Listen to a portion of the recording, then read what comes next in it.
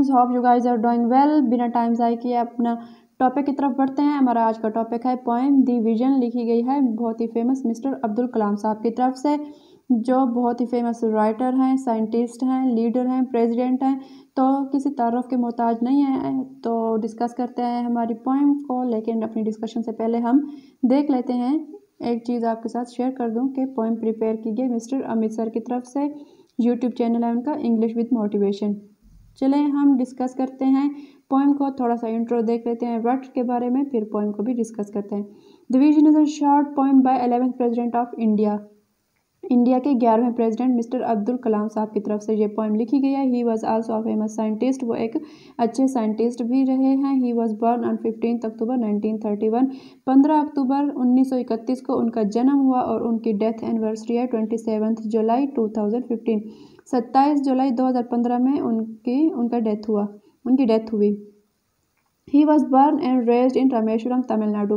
रामेश्वरम तमिलनाडु में उनका जन्म हुआ, फिर वहीं उनकी परवरिश हुई। He worked as a science administrator।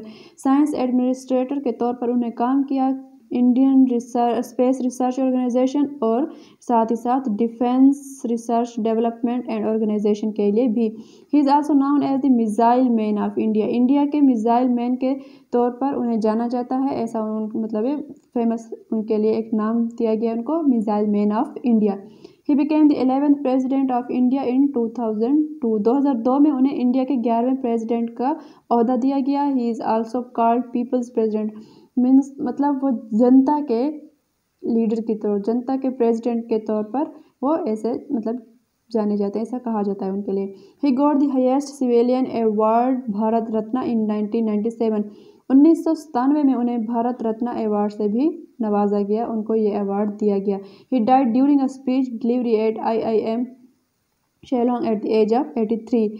Indian Institute of Management के लिए एक स्पीच डिलीवरी के दौरान उनकी डेथ हुई एट द एज ऑफ 83 मतलब 83 बरस की एज में उनकी डेथ हुई IIM शेलोंग के स्पीच डिलीवरी के दौरान ही। In the poem the poet has prayed to the almighty. मतलब है वो जो पोएम है उसमें पोएट को एक मतलब एक दुआ, एक प्रार्थना के तौर पर दिखाई गई है कि जो पोएट अपने खुदा से कर रहा है, अलमाइटी से। It contains 3 questions. इस पोएम में 3 सवाल उठाए गए हैं, मतलब जो कि उस राइटर ने कहे हैं खुदा को, अलमाइटी को। The very first line is about the struggle which everyone does in order to get success। जो पहली लाइन है पोएम की, वो एक स्ट्रगल को ज़ाहिर करती है जो हर कोई करता है, हर इस दुनिया में आने वाला हर इंसान करता है कामयाबी हासिल करने के लिए। He asks that when he will reach the peak of success। मतलब वो अल्लाह से, अपने अलमाइटी से वो एक सवाल करता है कि किस दिन, कब वो उस पीक पर, उस हाइट पर पहुंचेगा, उस मंजिल पर पहुंचेगा जिसके लिए वो दिन रात मेहनत कर रहा है, जो पीक ऑफ सक्सेस है, कब वो वहाँ पर पहुंचेगा। The second one is also very similar. जो दूसरी लाइन है वो भी बिल्कुल सेम इसी तरह है, मिलती जुलती है, जो कि इस चीज़ को ज़ाहिर करती है, किस चीज़ को ज़ाहिर करती है, which describes the labour of common people. जो आम इंसान की मेहनत को, मुशक्क़त को, आम इंसान की गई जो एफर्ट्स हैं उनको ज़ाहिर करती है, उनको बयान करती है। वो क्वेश्चन करता है, he questions the universal principle that where the fruit is. मतलब है वो अलमाइटी से, गॉड से वही इस चीज़ पर क्वेश्चन कर रहा है कि जो हम इतने एफर्ट्स कर रहे हैं, जो कॉमन पीपल्स के लिए की तरफ से वो एक क्वेश्चन कर रहा है कि जो एफर्ट्स किए जा रहे हैं उनका फ्रूट कहाँ है और कब मिलेगा। The final question suggest the panic, hatred and conflict which everyone is suffering from.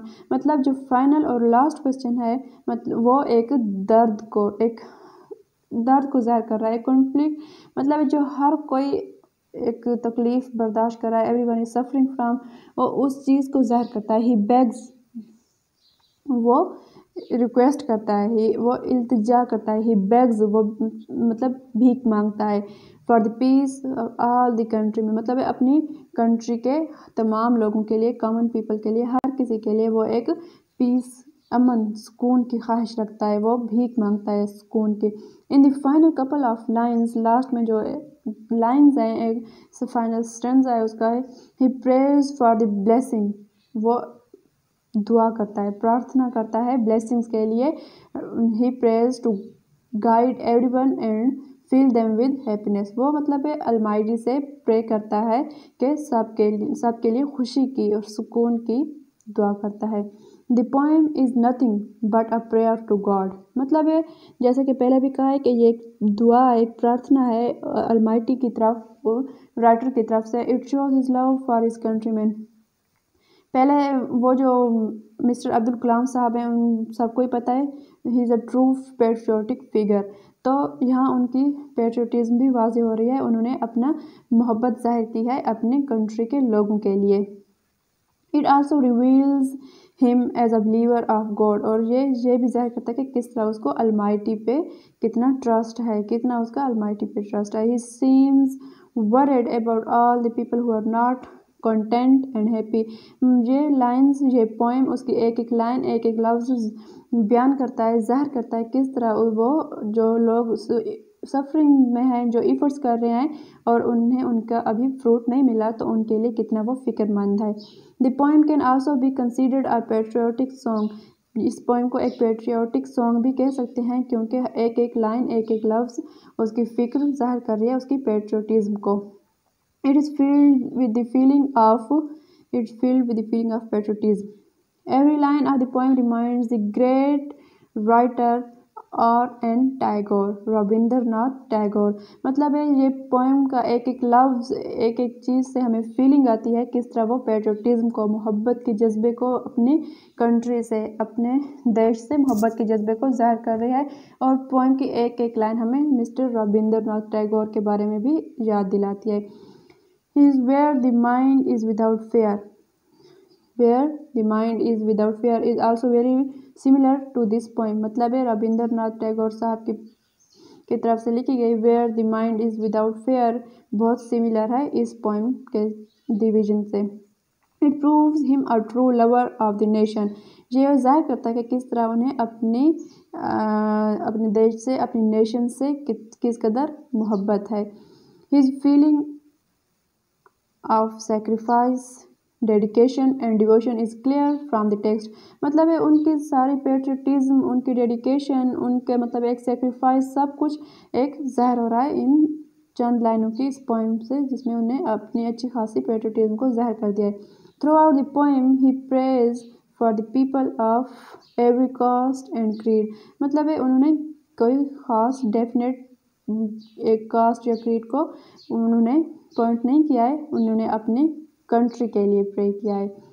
Thus we can say that the poem is full of his kind vision for the nation, मतलब है overall हम कह सकते हैं कि ये जो poem है मिस्टर अब्दुल कलाम साहब के अपने एक बहुत ही काइंड विजन को ज़ाहिर कर रही है, जो अपने देश के लिए, अपने देश के लोगों के लिए रखता है, मतलब उन्होंने सब के लिए प्रे कर दिया है।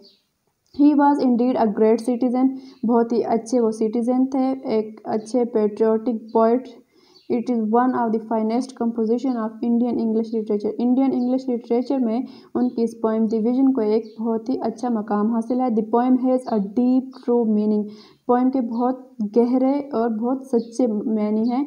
चंद लाइनों की पोएम ने बहुत अच्छा सबक हमें दिया है, उनकी पेट्रियोटिज्म को बहुत अच्छे से ज़ाहिर किया। It has only 8 lines but it can be elaborated easily, बहुत छोटी है 8 लाइन की, लेकिन बहुत अच्छे से इसको एक्सप्लेन किया जा सकता है। It needs a proper knowledge, मतलब अच्छे नॉलेज के लिए, नॉलेज ऑफ हिज पर्सनैलिटी, मतलब इस पोएम बहुत शॉर्ट सी है लेकिन अच्छे से उसको एलेबोरेट किया जा सकता है। He was a man who never stop thinking for others, वो एक ऐसे इंसान थे जिन्होंने कभी भी अपनी जान के लिए नहीं बल्कि लोगों के लिए सोचा, कभी इस चीज़ से वो पीछे नहीं हटे। His feelings for the man kind and the nation is appreciable, मतलब है उनकी इस फीलिंग्स को जो अपनी कंट्री के लोगों के लिए, अपनी कंट्री के लिए रखते हैं, उनको अच्छे से सराहना चाहिए। That's the text of the poem. Best of luck, अल्लाह हाफिज़।